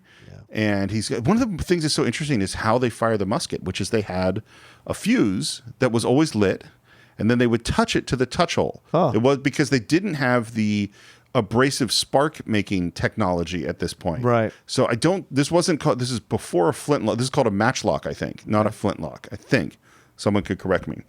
And we hear someone say, "Hey, what's up?" And he goes, "Oh, he starts talking to somebody, he hasn't seen who it is. It says, "Man, the farmers are a pain." And the person he's talking to comes down, and of course, it's Kikuchiyo. Right. This moment is awesome. Yeah. I love this scene so much because the guy, without looking at who's sitting next, he just assumes it's a bandit sitting next to him. And they start talking about, it won't be long now. And Kikuchiyo just reaches over to look at the musket, as you do. Mm-hmm. And the bandit says, "Everything's upside down. They burn us out and we starve like farmers." And Kikuchiyo says, "Quit your moaning. There are better times ahead." And he pulls out his long sword, and only then does the bandit look over, go, "Who's this guy sitting next to me?" And then, oh, shit. And he runs away, and Kikuchiyo cuts him down. Yep. It's so funny. He's done everything that Kyozo has done in less amount of time. Yep. And in his mind, he thinks he's bested Kyozo by doing it quicker and getting that musket. Well, and he does it in his own like Kyozo would never do this. He couldn't do this. No, Kyozo would just wait. He would just wait. Yeah. Whereas this is like, this is guile and also fun. Yeah. Like Kikuchiyo wants to. He thinks this whole thing is fun. Yeah. And then we cut to, we're back at that sort of border, and Kanbei gets up, and they see Kikuchiyo, and he's being chased by bandits, and he kneels down to fire that musket, which just knocks him over. And then he runs back, and he's laughing, and he's smiling, and Kanbei is pissed. Yeah. He calls him a fool. "Why did you leave your post?" And Kikuchiyo's like, "I got the musket." And he says, "Don't scold me. My post is fine." Which, by the way, it's not. No. And Kanbei says, "There's nothing heroic about selfishly grabbing glory. Listen to me. War is not fought alone." And this is it's funny, I said the thing about strategy winning this thing, and it's not. This is what Kanbei's saying is like this. It's actually not about heroism or individual valor. It's about the team and working together as a team. Yeah. And Kikuchiyo throws the musket away, and that is when they hear yelling because the bandits are coming in. Yep. And it's right through Kikuchiyo's post. And Grobe and Kyozo go to block the road, and we hear a musket, and a single bandit comes in, and Kyozo takes him on, and they push the others back. The bandit that Kyozo wounded gets through, and who attacks him but the women? Yeah. That is scary. When they come out screaming with their farm implement, their hose raised, you don't want to face that. Right. It is rough. And then at that moment, we see a bandit mounted on horse with a bow and arrow. Right. And this guy is going to be scary. And he shoots at Kyozo, who dodges it, which is pretty cool. And then there is just chaos. And Kikuchiyo is yelling, "Damn it, where is Yohei?" Because he's blaming Yohei for letting these guys in. Right. It's like, no, dude, you were supposed to be there. Like, honestly, Yohei? Like, he's the guy who's going to be in charge. And the archer kills a woman. Yeah. And then kills another. By the way, firing arrows from horseback, I've always thought is one of the coolest and looks like one of the most difficult things you could possibly imagine. You can't really die from the arrow, can you? Unless it hits you in the heart. Like getting a shot in the back, you don't die immediately. Depends on where you hit it. I mean, it depends on the poundage of the arrow, first of all. So one of the interesting things, my understanding of Japanese archery is it's a fairly light bow. Is that it's particularly the really long bow, it's really long, but it's not a heavy pull. Still powerful. And as opposed to like if you had like the Welsh crossbowmen or the Welsh archers that won the Battle of Agincourt. Yeah. Those bows were like, 150-pound pull. Wow. I made up that number. So like you and I could not pull this bow back. Wow. There's no way. I mean, so yeah, they would kill you. No question about it. Yeah. So like, it's any projectile going into your body. Of course, it depends on where you hit. But if it hits you in the gut, you're going to die. Right. At that time with that medical stuff, oh yeah, these things will kill you. Yeah, you'll die eventually. You don't die on impact. It's just like a bullet. Right. Depends on where you hit. It hits you. Yeah. I mean, it can go right through your whole body, depending on the weight of the bow and the sharpness of the arrow. Right. That is Steve's bullshit account of archery. That is what I believe. I felt I said it with a lot of authority. You did. Let me pull it back a little bit. I just deferred to you, man. Yeah. So Karen sometimes calls this Morris voice. Yeah, it speaks knowledge to me about it. It makes you believe that he knows my sister and my dad had this voice too. So sometimes you have to go, hold on a sec. But yes, that archer is wreaking havoc. And then Yohei gets hit in the back by the archer. And here's the thing. He says, the last thing he says is, I defended my post. Yeah. Now he's wearing armor. And the arrow goes into his back. It's ill-fitting armor. Yeah. Do we ever see Yohei again? No, he's done. He dies. So does he die? Yes. That's what I thought too. So yeah. And then Kikuchiyo goes kind of nuts. Yeah. And says, shoot me. And he grabs that archer, rips him off the horse, and kills him. Yeah. But that archer did a lot of damage. A lot of damage while he's in there. Another horseman is surrounded. We attack from all sides. We hear another musket. And Kanbei tells Shichiroji to take over, and the three other samurai run to the other side where we're hearing the musket. And Kikuchiyo, Kanbei, and Katsushiro are in frame, and Kanbei yells, Gorobe. Oh, Gorobe! Kanbei and Katsushiro go out of frame to the right, leaving Kikuchiyo alone. And I think that's the way it's framed, that they slowly go out of frame to the right, and we hear Gorobe, that we suddenly go, oh, shit. Right. And again, it's a different way that we see the death, because then we cut to the farmers with Gorobe lying on a stretcher or whatever. Makeshift stretcher, yeah. Yeah, with his head towards us, kind of tilted backwards, and they're carrying him like pallbearers at a funeral. And Kikuchiyo drops to his knees, and we know that Gorobe has died. Right. And it's handled totally differently from Heihachi. Oh. Still killed by a musket, but it is just brutal. It's also the first penetration of Kanbei's stoic, Yes. where he legitimately lets out emotion and sadness and screams of pain at the death of Gorobe, who's been his sergeant, right, for a number of battles, isn't it? No. Or is Gorobe the other? Gorobe is his second command. Okay. The guy he just met who said, surely you jest, when he came to the door. Gotcha, that's Gorobe. Yeah. Gotcha. We had to ask the name of the guy whose name I can't remember. Shichiroji is this kind of the guy calling the sergeant. So Gorobe is the. Are you okay? I don't know. Okay, all right. Well, what's your question? I think Gorobe is the sergeant, but then again, no, you're right. He's not. You're right. I'm sorry. Yes, Gorobe. So Gorobe is the guy who comes as you had to be kidding, but they become fast friends. That's Instantly. what it is. Instantly. That's my connection. Sorry about that. Yes. This is why I go that's why I've kind of gone like Shichiroji is more like a sergeant. Yeah. Because they're not at the same level. Right. They can't be buddies. Whereas Gorobe and him, they like read each other's minds. Right. This is like, as opposed to, it's like there's a lot of people you've worked with a lot over the years. It's not your best friend. That's Shichiroji. They've Right. shared a lot together, but they're, as opposed to the person who you're instantly simpatico with, that's Gorobe. Right. And I think Heihachi was supposed to be a treasure in hard times because of his personality, not because he was a particularly good warrior or particularly useful in terms of battle. Right. Gorobe, that's different. Right. This is the guy. If Kanbei gets killed, Gorobe takes over. Right. Now there's who's going to take over. Kyozo maybe. Yeah. Like he's not a leader. He's a great swordsman. Right. And so I think you're right. This really does hit, and it's later, and we're at the burial mounds, and Kikuchiyo is alone at the burial mound again, weeping. Kanbei crosses out more circles. We got 13 left. Katsushiro is kind of wrecked by this whole thing, and they look around at the farmers who are exhausted. And Kanbei knows that, and he's kind of going. So he's talking to Kyozo, who's kind of saying, "Well, what's going to happen?" And Kanbei says, "Next time they come, we'll fight to the finish. Better to fight it out before we're spent." Yeah.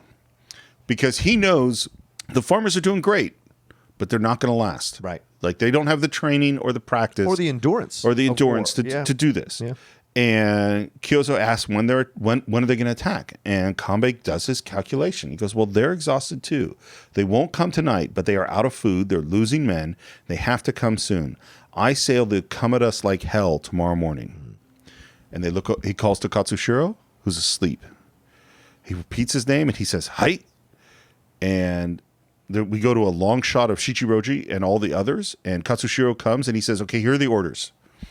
Leave 2 people to guard the defenses, and everyone else can go home in shifts and get some rest. Yeah. And Shichiroji knows exactly what that means. Oh, so the big attack will come tomorrow. Right. Because he's an experienced soldier. And he goes to Monzo and says, hey, you go home first. Take a good look at your daughter. I mean your son. And everyone laughs. And we see Kanbei as Katsushiro comes back, and he tells him to get some rest, and he asks about Kikuchiyo, who's still behind the grave. And Kanbei rubs his head. Katsushiro, by a fire, and there's Shino, now dressed as a woman. The music plays. She moves away from him towards this hut. He moves forward. She backs up. We hear the flute playing. We don't need words. Yep. It's just beautiful storytelling. She goes into the hut, looks out from the door, and then disappears. And he walks into the door. There's the fire in the foreground, and he steps in and closes the door behind. And she says, are we all going to die tomorrow?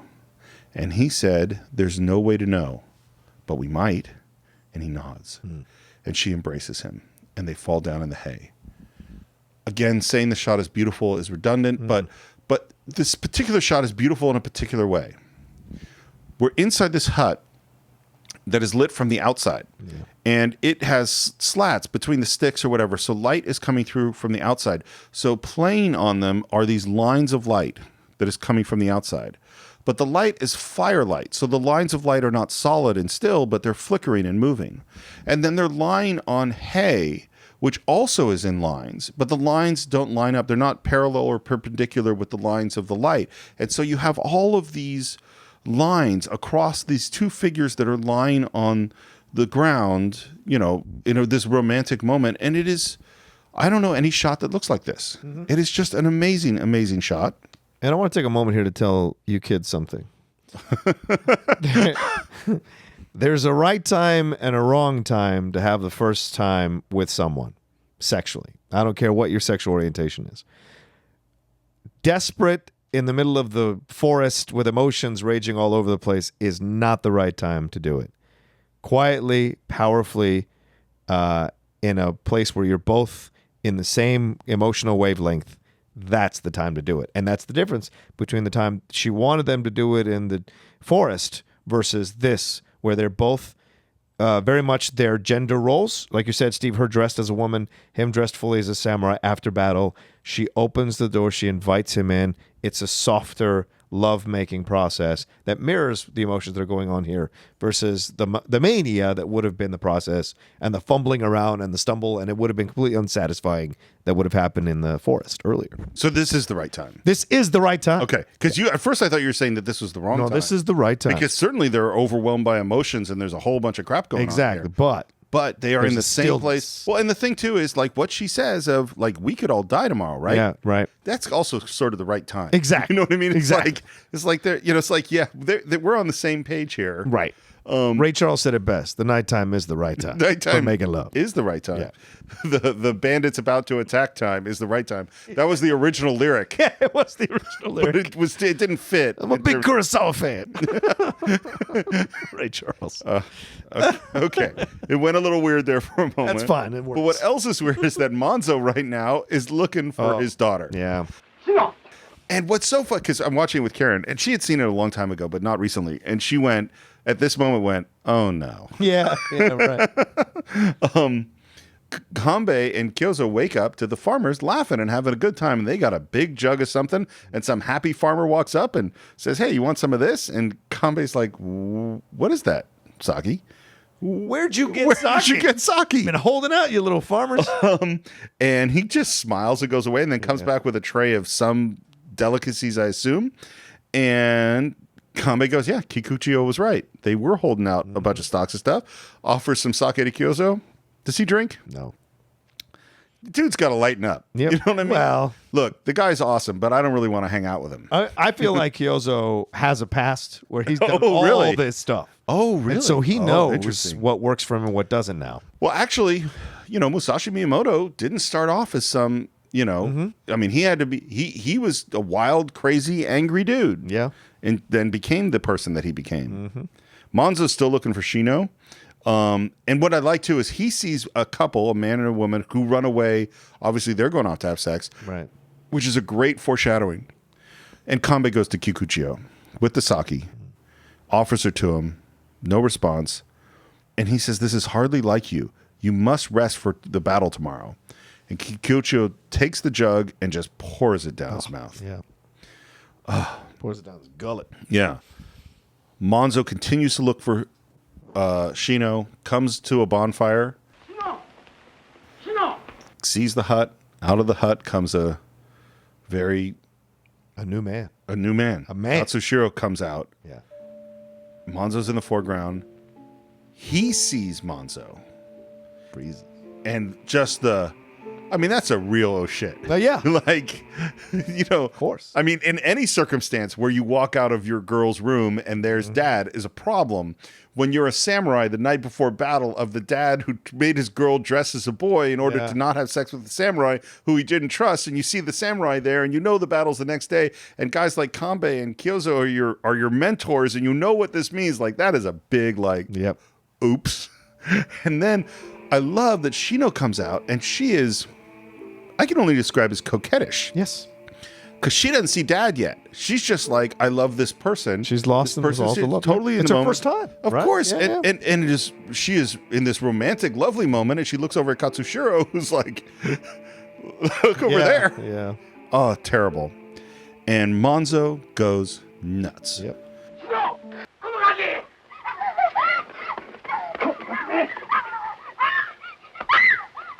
Calls her terrible names, a tramp, a wench, begins to beat her, screams at her. Everybody wakes up. Kanbei arrives, and Monzo's really going at him. Yeah. And Kanbei says, "Stop this brutality." The whole village is watching, and Kanbei throws Monzo down. He sees Shino weeping in the mud. Monzo calls her a slut. And Kanbei looks between the two and says, "Tell me what happened to Monzo." He says, "You mentioned a samurai. Who was it?" Monzo doesn't say anything. Kanbei looks around. Shichiroji enters and says, "Hey, Monzo," because he's the closest to Monzo. "Come on, speak up." Nothing. And then Kanbei sees Katsushiro, who's looking down. And what I think is so interesting in this moment is the music is the droning peasant music from the beginning. Right. I have a lot of thoughts on why he chose this music at this moment. Okay. My feeling is that at the beginning of the film, there was a harsh separation between the peasant and the samurai that we had overcome. And now that ancient separation has completely returned. That they are the peasants and they are the samurai. And the samurai are here to rape our women and take whatever they want. And that is the moment we are back in right now at this moment. Right. That's what I feel. Yeah. It's so, I liken this to the moment where there's the gunshot before Aqaba in Lawrence of Arabia. Oh, yeah. The whole plan is now possibly destroyed because the action of these three people. Right. Is that we have these two groups coming together before Aqaba. We have these groups of the peasant and the samurai who have come together to fight the bandits, and that is now completely separated in this moment. Yeah. It's great to see Katsushiro in the foreground, in almost bathed in darkness. Yeah. Everyone else is in light. Yep. Because of how he feels, right? He is the darkness that has come now to deflower Shino and possibly ruin this relationship between the farmers and the samurai. And they're trying to talk to Monzo, going, "Look, sometimes this happens before big battles. Yeah. Remember what it's like to be young." And Monzo's having none of it. Yeah. He turns away and says, "I can't forgive them when my only daughter becomes damaged goods." Oof. Which we, in a modern sensibility, could have even stronger opinions about that statement. But even in 1954, this was a truly terrible things to go. And then there's Rikichi, who says, "What's wrong with you? Two people in love. It's not like the bandits took her." Finally, someone gets through the Monzo. Yeah. And it is Rikichi, because Monzo is ashamed at that moment for having done what he did because of Rikichi's pain of having had his wife and love taken from him. Well, and this is, in a weird way, this is the first, yes, he said, that's my wife. But this is the first sort of open, Yes. he hasn't spoken since that moment. Right. And he never talked about I don't think he ever talked about his wife in the village. It's not just that he didn't talk about it with the samurai. He doesn't talk about this. And now he's saying, you could be me. Yeah. Like, you don't, I'm in the real pain. Right. Like, you The bandits could have taken her and been raping her for 2 or 3 years. Could have Yeah. taken Shino. Imagine if that had been your lot. this is obviously young people in love. Right. And I think, like I used to have, because I think he loved his wife, Yeah, of obviously. Yeah. And I think that's the moment that kind of saves us. Yeah. And Monzo looks down, and there's a beautiful shot of Monzo profile in the foreground and Shino, in the dirt in the background. And we cut to the fire. And we stay on the fire for a long time, hearing the sound of Shino weeping. And then the fire just starts to dim. And at first we don't even understand what's happening. Is time passing? What is this? And then we realize that it's begun to rain. And to me, the rain is the sadness that's coming. The tears. This is coming. To me, it's foreshadowing. Because rain, a lot of people connect rain to sadness or depression or melancholy. And this is what's coming. Putting the fire out. Yeah. It's great symbolism. It's beautiful. And it's the next morning, and this is in the rain, and the samurai are kind of walking through, and now they go like, they're wound up tight. We need to loosen them up. And then Kanbei does a thing that's, again, you see a different side of leadership. Like, we saw his soft side, we saw his patient side, we saw his hard side, his scary side, and now he turns to Katsushiro and says, we expected too much of you. Last night you became a real man, and slaps him on the back and makes a joke, and everybody laughs. I think he totally chose to make this kid feel completely uncomfortable and publicly embarrass him in order to make everybody laugh and loosen him up. Yeah. I think this is a great leadership moment. And it wasn't that nice to Katsushiro, and it shows this other smart side of him. Yeah. And Shichiroji sort of gets everybody up too, and Kikuchiyo is putting swords in the dirt. Why do you need all the swords in dirt? I can't kill 5 samurai with just 1 sword. Right. Kanbei and Katsushiro and Kyuzo draw swords, and there are 13 left. And he says, we'll let them all in. Yeah. Once they pass the point, we close in the front and all sides at the crossing, and everything is riding on this battle. It's time to roll the dice and gamble. And there's a great profile of Kanbei as they scatter, and here come the bandits. They do exactly that. They let everybody in. Kanbei with his drawn sword. Kikuchiyo yells, here they come, and it's all so brutal. Yeah. And we should say that this was supposed to be shot in summer. Oh, wow. It's supposed to be a nice, comfortable summer shoot, and they'd be wet, but it would be warm, and it would be muddy, and they're wearing not very much clothes and just sandals, but it's going to be okay because it's going to be summer. But they go over budget, and they go over schedule. This is the middle of winter, below freezing. Every night, the mud would freeze solid. They would bring out all their lights just to soften up the mud. Wow. But that means the water is cold. Yeah. The people are wet. There was frostbite. A lot of people lost toenails, including Kurosawa. Wow. This went on for over a month, this shoot. Holy shit. In the worst, most painful, most difficult conditions. Because every one of these shots is complicated. Yeah. I mean, you might get 1 or 2 of these shots a day. If you want, 50 people running around and cameras moving and bandits and violence and rain and all this stuff, it takes... just setting up I'm going to dolly in on you might take me an hour in this room with nobody else. Right. Setting up, 100 people and movement and all this stuff takes forever. And so they're shooting this, and every morning is get up in the freezing cold, be wet all day, and shoot violent, difficult action sequences in the mud. Yeah. Lawrence of Arabia, 120 degrees out in the desert. Jaws, the shark's not working over and over again. Hurricanes come to Apocalypse Now. This is one of those shoots where it's like, man, Yeah. it's amazing, but I wouldn't want to be on it.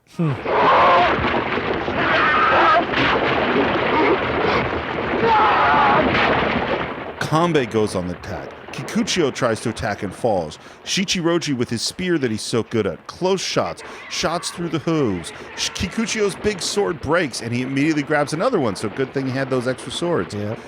Kanbei orders them east, and they head off east. Kanbei and Kyozo go east. Kanbei draws an arrow. Like, I love his archery. Yeah. I don't know if he practiced, but he looks great. We see another bandit go down, shot by an arrow. Kanbei shoots another bandit in the other direction with an arrow. Kikuchiyo, with his sword, is falling and flailing and fighting. Another bandit falls off the horse and runs dragged through the mud. I mean, there is absolute chaos going on in this battle. And we do see bandits going down, but we also see some of the farmers going down. And the bandits, once they get knocked down, they're just desperately trying to escape and being hunted down. And then we have a shot from inside the women's hut that are waiting. And they watch and they scream as bandits, including the leader of the bandits, come into the women's hut. Kikuchiyo is running through the mud, cuts one guy down, attacks another guy on a horse who spins. Great long lens shot through the horse's hooves. The horsemanship is amazing. That's the other thing. Yeah. And we also have to say that my guess is the ASPCA would not say that no animals have been harmed. This is at the time where they would hobble horses, which means they tie their legs together, where they do these nasty falls with the horses, some of which you see with the horse and the rider go down brutally, and the horse does get up and seems to be okay, but my guess is they hurt some horses in this movie. Kyozo takes another guy out, and there's this moment of, we did it. And Kyozo's moving forward, and a gunshot. Chaos and silence. It all goes really silent right after this gunshot. And Kikuchiyo looks over and is stunned. Yeah. And Kyozo draws his sword and goes to, you think he's going to keep fighting, and he throws his sword and falls into the mud. And Katsushiro's there and sees it, and it is gorgeous. Yeah. And Katsushiro is wigging out. Absolutely loses it. Totally loses it. Right. He hasn't lost it on any other death. This is the one he loses it. Right. And I think we do too. Yeah, of course. And Kikuchiyo goes and attacks, because we know now that it's a lead bandit. He's in the hut with the women. He's got a musket, and he goes to attack, and there's another shot. And Kanbei tries to stop him yet again from going forward with his emotion too much, and boom, he gets shot. And you think, oh, this is it. And he climbs back up because he's a feral animal. He's going to fight to the end. And he walks in. And Steve, this is beautiful to me. As a person who's, has a tendency to want to battle, I love this nobility of this moment of him standing up, walking into that hut, and that bandit doesn't know what to do because he shot him. He's supposed to stay dead, and he walks right up to him, takes his sword out, stabs the bandit in the heart against the wall, and then dies. Well, and the shot noble death. The shot is from the outside of the hut. Right. We see him on the one side of the hut, and then the camera is tracking left to right as he goes inside the hut, seeing him through the window, through the breaks in the walls, through more window, and then comes out the other side as he kills him. So in addition to being a great, and this is again why this is a great film, it is a perfect, great character moment. It is a perfect climactic ending to the violence of the film.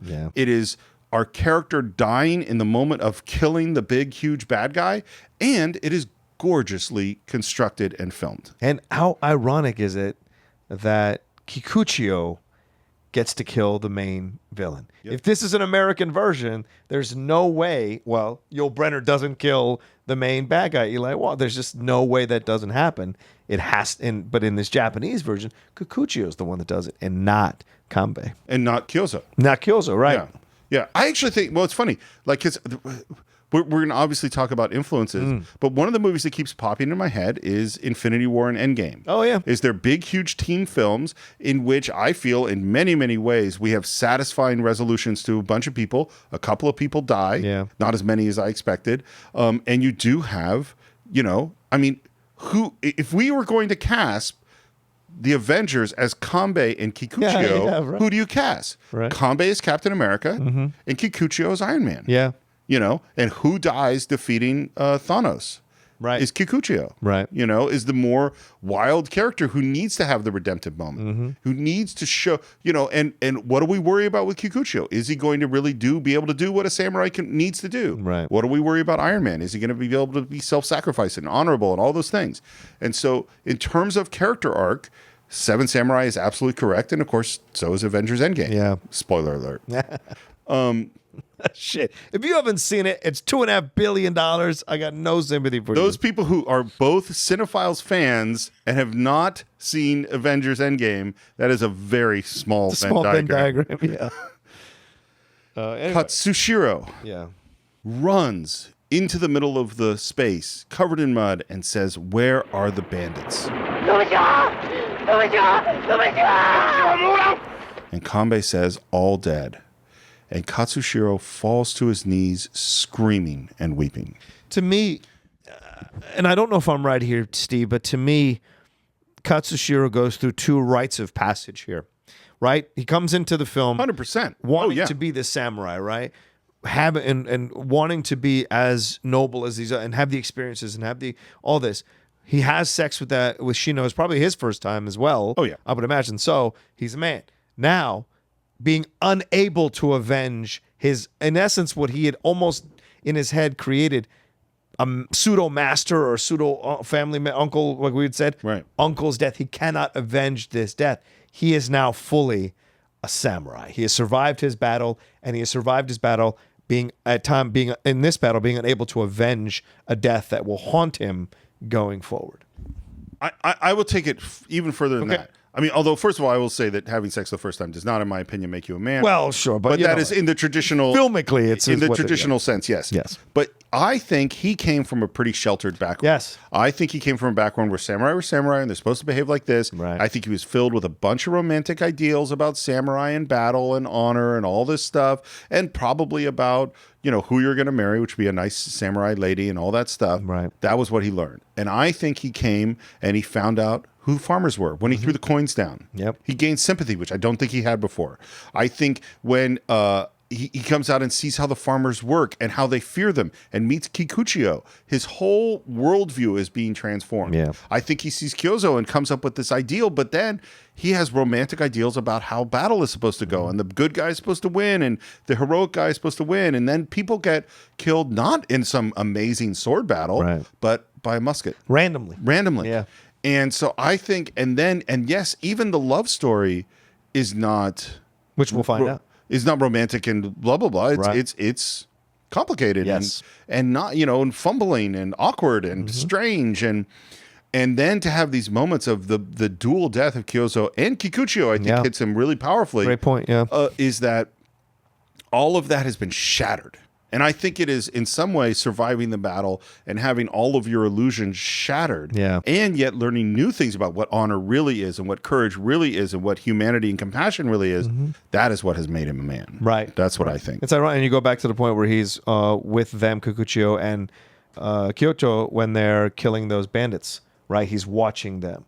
So he makes a connection to the two different 100%. sides. And so to see both those sides die within seconds of each other, what's that like? Yeah. And we are left. And I think when I first saw it, this is the first moment that I went, I'm looking at Kanbei, Shichiroji, and Katsushiro and go, oh, that's the only ones who survived. Right. It's only three samurai survived. Yeah. And Kanbei turns to Shichiroji and says, once again, we've survived. And the look of relief and fear and pain and sadness and exhaustion on them is amazing. We fade out.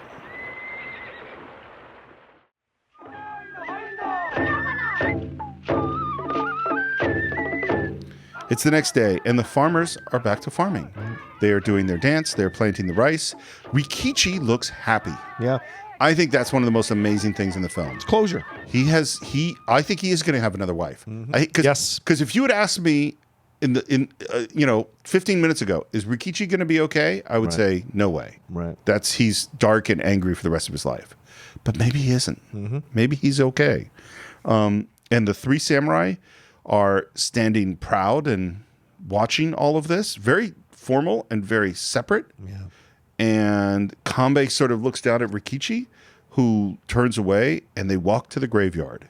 And we have the three samurai in the foreground and the hill of graves in the background with the 4 mounds of the dead samurai with 4 swords in them. Amazing. Great visual, man. Incredible. And the girls are running by with like a pole carrying things towards the field. And there's Shino, and he steps in front of her. And she stops. He moves towards her. And she moves past him. Yeah. She doesn't speak to him. And he turns and he follows out of frame, leaving Kanbei and Shichiroji alone. And there's sort of an over the shoulder to Katsushiro in the foreground with the samurai in the background, and we see their POV of Katsushiro, and this is all handled silently.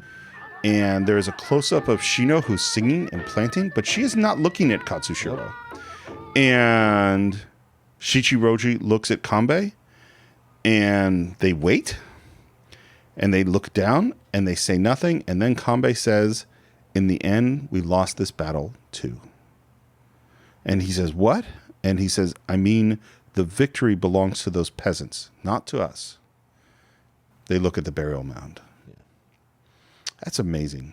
It's a great ending because also the way what happens with Shino and Kikuchiyo. Oh, no, I'm sorry, with Katsushiro is mirrors what the moment Katsushiro had with the samurai armor, and she comes up to him and he moves past her after that pause. For exactly the same moment. It's reverse, where she is now in power and back in her life and doing what she's doing, and he's left out wondering what to do next. What he did. But once again, another rite of passage. What they told him at the beginning, when they have that moment in the first section of the movie where they're all sitting around, they're talking about the life of a samurai, what the real life of a samurai is. He's experienced it all in a microcosm. Battle, enemies that are alive, none. Wives, none. Loves, things of that nature. All of that, and he is now, this is the samurai life. So I wonder if Katsushiro goes back to being the rich kid or stays the samurai or even stays in that village trying to be with Shino. But it seems like that romance is over. It was what it was, and now it's done. It's funny because you just kind of quoted Magnificent Seven. Oh, yeah. And at the end of Magnificent Seven, he joins, he goes to the girl. Yes. It's very clear. Like, I'm going to stay with the girl and be one of the farmers again. And of course, in Magnificent Seven, that kid grew up as a farmer. He's more like Kikuchiyo in that sense. And that's the end. And then we have, Steve McQueen and Yul Brynner who head off. In this movie, it is ambiguous. Yeah. We don't get to see what happens next. And when I was young, I was certain that he left with the samurai. And watching it now, I don't know. I really don't know what he does. I mean, I think Shino has kind of said, "You're not going to have a life here." Right. I think she's saying it's done. Well, and like, is Katsushiro really fit to be a samurai? I mean, I'm sorry, fit to be a peasant? Right. I don't know. But it's like something you try in your 20s. You're like, you really did. And then something happens and you go through the experience and you decide whether you want to be that or not. When I left the military, I could have stayed in for another 12 years. Sure. I did my 8 years. Could have stayed, but I knew when it was done. I knew it was done. I didn't want to be that, and that was in my 20s, and I didn't want to be that. And certainly the romantic notions of what it means to be a samurai for Katsushiro, they're gone. They're gone. No, he knows what the real deal is. Exactly. Yeah. Right. And the Magnificent Seven ends in an uplifting way. Right. They're off to the next battle. These two are. You're feeling the weight of what's happened here. Well, and I think this is a much more, you're a veteran, and if you talk to veterans of wars, even if you talk to veterans of World War II, we could say, well, it was good that we fought that, we won the war, but the scars of the people who fought in the war are no less painful. Yeah. Because of the fact that maybe it's a little less painful, but it's still rough. And so Kanbei and Shichiroji and Katsushiro, they're going to carry those scars for a long time. Yeah. I mean, the peasants will too. But they're going back to their life is to plant and to grow and to live their lives. Kanbei's life is to look for the next battle. Yeah. Or the next meal even. So we've reached the end of this epic exploration of Seven Samurai. Let's talk a little bit about reception. This was a huge film. And it wasn't just huge in terms of making lots of money, although it did. It was huge. I think it's a transformative movie in the history of film. It was a phenomenon in the U.S. I mean, everybody, this is when people were going to see foreign films. And in the mid-'50s, one of the things I find so interesting about this movie is that Kurosawa is hugely inspired by John Ford. And there's massive Western influences with the music, the way it's filmed, the storyline. And definitely, when I say Western influence, both Western filmmaking, but also the genre of the Western. Right. But then Seven Samurai influences the Western. you know, in return. I mean, obviously Magnificent Seven, but all sorts of films looked at Seven Samurai in terms of their structure, in terms of the way it was filmed, in terms of the kind of stories and violence that a Western can tell. And you see it throughout Western filmmaking from that point forward. And I think the influence, you know, obviously we talked about Magnificent Seven. Another film we've talked about, The Dirty Dozen. Yeah. You know, that is influenced by Seven Samurai. Every action ensemble film, we just talked about Avengers, is influenced by Seven Samurai. There's so much of this film, Peckinpah, Lord of the Rings, on and on and on.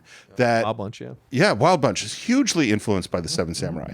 I mean, this movie, Rogue One, total. Rogue One's another perfect example, particularly Rogue One because it's so tragic. Yes, you know, is that it really, and yet I still feel that as much as I love every movie we just mentioned, Seven Samurai stands above and beyond above these things. It's a remarkable movie. Okay, John, I hate to do this to you. Do you have final thoughts on Seven Samurai? Yeah. I mean, rewatching it again for the movie, and I can never, for this show, I can never rewatch it enough. Nothing will ever supplant Citizen Kane as my favorite film ever made, but Seven Samurai is the only film that's ever come close to threatening it. Because of the concepts of nobility, even as they show you the actual brutal truth of battle, the brutal truth of heroism, the brutal truth of cowardice, and all of that can occur in the human condition, and both the positives and the negatives that occur for people who need to be saved. What and how complex it is, and it's not as simple as please save me. Yes, I'll save you. No, there's so much more that gets involved. All of it gets explored here in such emotionally honest and vulnerable detail that sticks with you when you're done. And when the movie is over, you feel no sense of relief or joy or happiness. You feel as if you yourself have survived this battle with the villagers and the farmers and with the samurai, and you yourself have to take time to process that. And I think that's what's so incredible about this film. Visually stunning, very well acted, emotional beats that resonate with you, and lessons that you can take with you, ironically, in your life afterwards. And you never get bored. It's 3.5 hours, and you never get bored. It's very hard for me to sum up my feelings about this movie. But the word that keeps coming back to me, I mean, we talked about its beautiful cinematography, its great performances, its wonderful editing, its amazing set design and lighting, its structure, its writing, all of those technical aspects of filmmaking. And we talked about how, in terms of action and structure, that it's very influential throughout the world. But the thing that keeps coming back to me is its humanity. Yeah. Is that it is a deeply human film, and that it has deep compassion for all of these characters that are very different. And all of these characters have their arcs, whether it's Rikichi or Kikuchiyo or Katsushiro. They all have to go through things. They all have to learn things. And even Kyozo, who's held up as sort of this kind of samurai ideal, is still a human character. You know, Heihachi and Gorobe, Yohei, Shino, her like journey as well, all of these people, and if you just watch the frame and you watch each of these characters, even if their background, you see how filled with life and reality they are. And so again, I go to the thing that was Kurosawa's goal, which was to do an entertainment, which it is, that is about something. And I think, for me, that's kind of what I've always wanted to do. You know, is that there are popcorn movies that I totally like, and I'll totally go through an action film and be thrilled. You know, Raiders of the Lost Ark maybe being one of my favorite examples of a movie that is just wonderful and thrilling and joyful and awesome. But it isn't particularly about something, you know. And Seven Samurai says, no, we can do a movie that is thrilling and exciting and adventurous and funny and is about something where we have lessons to learn, and lessons that I think this, like any great film, is one that you can watch over and over and over again. And every time you watch, you get something different out of it. So that's what we think about Seven Samurai. We definitely want to hear what you think about it. Please visit us on our Facebook page. Do a search for the Cine-Files. You can subscribe to the show on iTunes or YouTube and leave your reviews on iTunes. They're still really important. Leave your comments on YouTube. We love to read them. You can support the show on patreon.com/the Cine-Files. We're releasing more and more shorts on there. We just released one on Rise of Skywalker. I think we're going to record another one right after we get off the mic here. So subscribe to patreon.com/the Cine-Files to hear those. You can buy The Seven Samurai or any other show we've ever reviewed on cinephiles.net. You can reach me on Twitter at SRMorris, on Instagram at SRMorris1. John, where can they reach you? You can always reach me at The Rocha Says on Twitter and on Instagram. And please, if you don't mind, I'd love it if you came over and subscribed to my YouTube channel, which I am just fully dedicated to now, www.youtube.com/John Rocha Says, not The Rocha Says, John Rocha Says. And there'll be more stuff coming down the pike for that content, small reviews of older films, things of that nature. So there'll be a lot of stuff coming on. And Steve and I have talked about him coming on and doing occasional episodes on there as well, or live streams as well. So please go and subscribe. There'll be a lot more content coming down the pike. And of course, Cine-Files also has its very own Twitter feed. We have at Cine_Files on Twitter, and on Instagram, the Cine-Files podcast. Subscribe to those as well. And I think that is it for this week. We will be back next week for a commentary track on Yojimbo to finish off the month of Kurosawa on the Cine-Files.